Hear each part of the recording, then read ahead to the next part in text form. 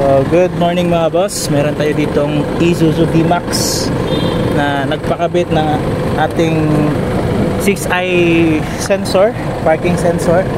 So when we see 6i, may dalawa dito sa harap. Ito siya, ito, and then yung apat is nasa likod. So ito, naka-boulevard siya mga boss. So yung client is siya na mismo yung nagpabutas. Yan, binigyan na namin siya ng size. Yan, fit na fit yan mga boss. Dito naka-travel yung wiries niya sa ilalim. Yan, safe naman. Tapos ito yung apat na ito naka-steel pa rin.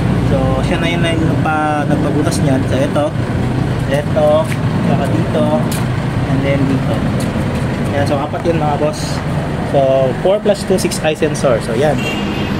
So very useful yan mga boss. Kapag nagre-reverse ka, meron kang may mag-iingay. Kung may object na malapit na sa sasakyan nyo, yan, nag-iingay yan sa harap.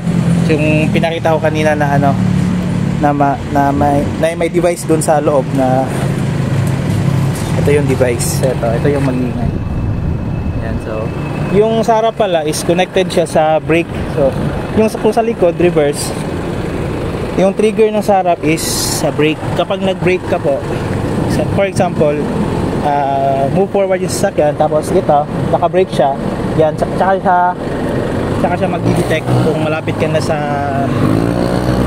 harap, may sasakyan sa harap mo na malapit sa iyo, yan, at saka nag-brake ka, tsaka siya mag-trigger. So yun mga boss, very useful pa rin yan mga boss while traveling sa mga traffic. So gamit na gamit yan mga boss. So easy installation lang mga boss, wala tayong kinat na wire, may sarili siyang module at saka harness. So very safe.